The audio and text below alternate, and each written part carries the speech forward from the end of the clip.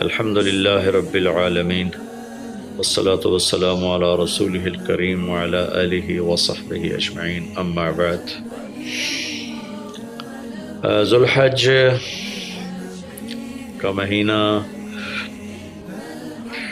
ہمارے مبارک مہینوں میں سے ایک مہینہ ہے کہ اس میں اللہ تعالیٰ نے حج اور قربانی یہ دو بڑے عمل اس میں جمع فرمائے ہیں۔ پوری دنیا سے حجاج کرام اس مہینے میں حج بھی کرتے ہیں اور پھر مینا میں آ کر قربانی کرتے ہیں، اور اللہ تبارک و تعالیٰ نے ان ایام کی قسم اٹھائی ہے، والفجر ولیال عشر والشفع والوتر واللیل اذا یسر هل فی ذلک قسم لذی حجر۔ اور کسی دن کی قسم اللہ نے ایسے نہیں اٹھائی، خاص کر اللہ کو عید کے دن کی قسم اٹھائے یا جمعے کی قسم اٹھائے یا لیلۃ القدر کی قسم اٹھائے، انا انزلناہ فی لیلۃ القدر وما ادراک ما لیلۃ القدر، یہ گفتگو فرمائی، خبر دی۔ لیکن والفجر، مجھے قسم ہے فجر کی، اس سے مراد 10 تاریخ کی صبح جو 9 کا دن گزار کے حج کا دن ہوتا ہے، اور وہ گزار کے جب 10 کی صبح یعنی قربانی کی جو صبح ہے، اللہ نے والفجر اس کی قسم اٹھائی۔ پھر ولیال عشر، یکم سے 10 ذوالحج کی جو راتیں ہیں ان کی قسم اٹھائی۔ والشفع، یہ 10 کے دن کی قسم اٹھائی۔ والوتر، اور یہ اللہ تعالیٰ نے 9 تاریخ کی قسم اٹھائی۔ واللیل اذا یسر، اور یہ 9 اور 10 کی درمیانی رات کی اللہ تعالیٰ نے قسم اٹھائی۔ یہ کسی بھی ٹائم کی، دن کی، مہینے کی، سال کی، اس طرح اللہ تعالیٰ نے خوبصورت انداز میں قسم نہیں اٹھائی جیسی اللہ تبارک و تعالیٰ نے یہ ان 10 دن راتیں، 9 کا دن، 10 کا دن، 10 کی رات، 10 کی صبح، اور اللہ کے نبی کا فرمان ہے کہ ان 10 دنوں میں اللہ تعالیٰ کو جتنی عبادت پسند ہے وہ اور کسی دن میں بھی پسند نہیں، اور اس میں کوئی شک نہیں، ان 10 دنوں میں سب سے بڑی عبادت وہ حج ہے، جس کو اللہ تعالیٰ نصیب فرمائے اور جس کے مقدر میں فرمائے۔ حج ان 10 دنوں کی سب سے بڑی عبادت ہے۔ عرفات کی 1 دن کی حاضری وہ 10 لاکھ دن کی حاضری یا 1 لاکھ دن کی عبادت کے برابر ہوتی ہے، اور عرفات کے دن کی حاضری میں اللہ تعالیٰ کا ارشاد ہوتا ہے، میرے بندو آج اتنے گناہ لے کر آؤ، جتنے بارش کے قطرے، جتنے درختوں کے پتے، جتنے ریت کے ذرے، جتنے گردش ایام میں جب سے ٹائم شروع ہوا ہے اس میں بننے والے دن اور رات، اور یہاں کے توبہ کرو میں سب معاف کروں گا۔ اور عرفات کے دن جتنا شیطان ذلیل ہوتا ہے اتنا کسی دن بھی ذلیل نہیں ہوتا، اور میرے محبوب صلی اللہ علیہ وسلم نے یہ دن حج کا، عرفہ کا، زور اثر کٹھی پڑھ کے پھر سارا دن شام تک کوئی 5-6 گھنٹے مسلسل دعا مانگی، اور آپ نے فرمایا کہ اس وقت میرا اللہ میرے صحابہ پہ فخر فرما رہا ہے، اور قربان جاؤں خطاب کے بیٹے پر، فرمایا، اور عمر بن خطاب پہ اس وقت میرا اللہ خاص طور پہ خوش ہو رہا ہے، اور خاص طور پہ عمر بن خطاب پہ اللہ تعالیٰ فخر فرما رہا ہے۔ تو ان 10 دنوں میں جسے اللہ حج میسر فرما دے تو اس سے بڑی عبادت کوئی نہیں۔ حج میسر نہیں ہے تو پھر ان 10 دنوں میں نومی کا روزہ رکھنا، ان 10 دنوں میں روزے رکھنا، اس میں نوافل کی کثرت، صدقے کی کثرت، پھر قربانی، یہ سارے اعمال ان 10 دنوں میں انتہائی محبوب ہیں۔ جنہیں اللہ سعادت دے دے حج کی، بار بار جائیں، تابعوا بین الحج والعمرہ، حج عمرہ آگے پیچھے کرو، آگے پیچھے کرو۔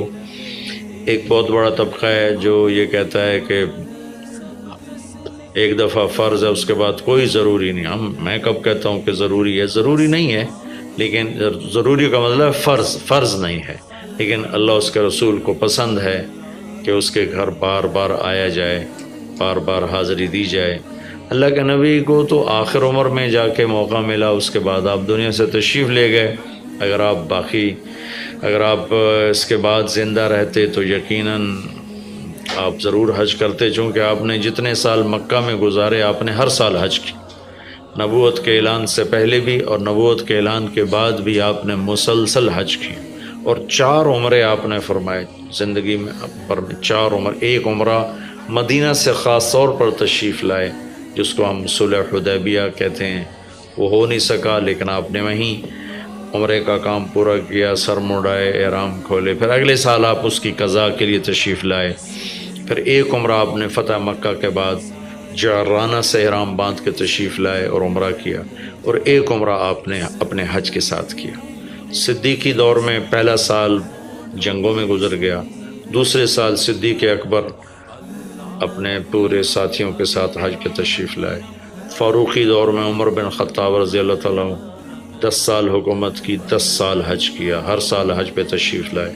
عثمان رضی اللہ تعالیٰ عنہ نے اپنی خلافت کے دور میں جب تک امن رہا ہر سال حج کرتے رہے، جب فساد شروع ہوا تو آپ رکے، اس میں شہید ہو گئے۔ علی رضی اللہ تعالیٰ عنہ کو موقع نہیں ملا، جنگوں میں زندگی گزر گئی، اور اسی میں آپ اللہ پاک کی بارگاہ میں پہنچ گئے۔ تو لیکن باقی 3 ساتھیوں کی خلافت کے دور میں آپ نے بکثرت حج اور عمرے کیے۔ تو دین کے کسی عمل کو یوں کہہ کر ہلکا نہیں بنانا چاہیے کہ اس کی کیا ضرورت ہے، اتنا پیسہ خرچ کرتے ہیں، اس کی کیا ضرورت ہے، کسی غریب کو دے دیا جائے۔ یہ اس طرح تقابل نہیں کرنا چاہیے کہ اللہ کے گھر کی حاضری کو اتنا ہلکا نہیں سمجھنا چاہیے۔ میرا اللہ بلائے تو بار بار جانا چاہیے، اور جس کو اللہ توفیق دے عمرے پہ جائے، حج پہ جائے۔ ہاں، غریبوں پر بھی خرچ کرے، اپنے رشتہ داروں پر خرچ کرے، ضرورت مندوں پر خرچ کرے، لیکن اللہ کے فضل سے امید ہے جو اس طرح اللہ کے گھر جانے پر خرچ کرتے ہیں تو اپنے اللہ کے فضل سے غریبوں پر بھی خرچ کرتے ہیں۔ اس کو آپس میں یوں اس کا مقابلہ نہیں کرنا چاہیے، چیز اللہ کو پسند نہیں ہے۔ شہنشاہ کے، دنیا کے سب سے بڑے بادشاہ کے دربار میں حاضری کو ہم اتنا ہلکا نہ سمجھیں، بہت بڑی سعادت ہے۔ حضرت امام حسن کی سنا دیتا ہوں۔ امام حسن رضی اللہ تعالی عنہ نے 20 حج پیدل کیے، مدینہ سے پیدل تشریف لاتے تھے اور حج فرماتے تھے۔ 20 حج، یہ تو اہل بیت کیا جگر گوشہ رسول ہیں اور جگر اہل بیت ہیں، تو 20 حج فرمایا آپ نے، پیدل فرمایا، مدینہ سے تشریف لائے مکہ پیدل۔ ایسے امام حسین رضی اللہ عنہ نے کئی حج پیدل مجھے ان کا عدد یاد نہیں، امام حسن کا مجھے یاد ہے 20 حج پیدل کے، اور اللہ کے نیک بندوں نے برس ہا برس اللہ کی بارگاہ میں پیدل حاضریاں دی ہیں۔ تو ان 10 دنوں میں عبادت کا ذوق بڑھنا چاہیے، نوافل بڑھائے جائیں، ذکر بڑھائے جائے، تلاوت بڑھائی جائے، ہمت ہو تو روزے رکھے جائیں، خاص طور پہ 9 تاریخ کا روزہ، پچھلے سال کے سارے گناہ معاف ہو جاتے ہیں، یہ ایک دن کا جو روزہ ہے۔ پھر اس کا دوسرا جو بڑا عمل ہے وہ قربانی ہے، اور یہ قربانی آدم علیہ السلام سے چلی آ رہی۔ وَاتْلُ عَلَيْهِمْ نَبَأَ ابْنَيْ آدَمَ بِالْحَقِّ إِذْ قَرَّبَا قُرْبَانًا فَتُقُبِّلَ مِنْ أَحَدِهِمَا وَلَمْ يُتَقَبَّلْ مِنَ الْآخَرِ۔ اس قربانی کی بنیاد تو آدم علیہ السلام سے پڑی ہے، لیکن ہمیں جو حکم ملا وہ سنت ابیکم ابراہیم، وہ ابراہیم علیہ السلام کی سنت ہے قربانی۔ ایک بہت خوبصورت قصہ ہے اور بہت عجیب و غریب قصہ ہے کہ اللہ پر سب کچھ لگا دینا۔ ایک شخص کو اولاد کے لیے دعا مانگتے مانگتے مانگتے کچھ 60 برس گزر گئے، 65 برس گزر گئے۔ رب ہب لی من الصالحین، یا اللہ مجھے نیک اولاد دے دے، نیک اولاد دے دے۔ نیک اولاد میری 84 سال کی عمر میں، اللہ نے 84 سال کی عمر میں بیٹا دیا۔ بڑھاپے کی اولاد تو دل پکڑ لیتی، اور ابھی چند دن نہیں گزرے تھے کہ اللہ نے کہا جاؤ اسے چھوڑ کے آؤ۔ یہ کہاں چھوڑ کے آؤں؟ جبریل آئے گا تمہیں راستہ بتائے گا۔ تو جبریل انسانی شکل میں آئے، وہ براق کی طرح نہیں ہے سفر ہوا کہ ایک دم میں پہنچا دیا، بلکہ جبریل انسانی شکل میں آئے، اونٹنی پر سوار ہو کر، ابراہیم علیہ السلام دوسری اونٹنی پر، بچہ اور بیگم، اور ان کو فلسطین سے چلایا، اور چلاتے چلاتے چلاتے چلاتے جب مکے کے کالے پہاڑ آ گئے جہاں کچھ بھی نہیں ہے، نہ پانی نہ سایہ، کہ یہاں چھوڑ دو۔ 84 سال کی عمر میں اللہ نے کہا جاؤ اسے چھوڑ کے آؤ۔ یہ کہاں چھوڑ کے آؤں؟ جبریل آئے گا تمہیں راستہ بتائے گا۔ تو جبریل انسانی شکل میں آئے، اونٹنی پر سوار ہو کر، ابراہیم علیہ السلام دوسری اونٹنی پر، بچہ اور بیگم، اور ان کو فلسطین سے چلایا، اور چلاتے چلاتے چلاتے چلاتے جب مکے کے کالے پہاڑ آ گئے جہاں کچھ بھی نہیں ہے، نہ پانی نہ سایہ، کہ یہاں چھوڑ دو۔ بیت اللہ ٹیلا تھا اس وقت، یہاں چھوڑو۔ تو ابراہیم علیہ السلام جو آگ میں ڈلتے ہوئے نہیں گھبرائے، یہ بات سنی تو گھبرا کر کہنے لگے یہاں کیسے چھوڑ دوں، یہاں تو کچھ بھی نہیں ہے۔ تو جبریل نے کہا جی آپ کے اللہ کی منشا ہے کہ اس بچے کو یہیں چھوڑ دیا جائے، تو نے وہیں چھوڑا اور واپس چل دیا۔ حضرت ہاجرہ حیران پریشان ہو گئی، کہاں چھوڑ کے جا رہے ہو، کیوں چھوڑ کے جا رہے ہو، جواب ہی نہیں دے رہے۔ 3 میل ان کے ساتھ چلتے نہیں، وہ جواب ہی نہیں دے رہے۔ 3 میل کے بعد ان کو یاد آئی یہ تو اللہ کے نبی ہیں۔ اللہ امرک، ابراہیم کا یہ اللہ کا حکم ہے؟ کہاں اللہ کا حکم۔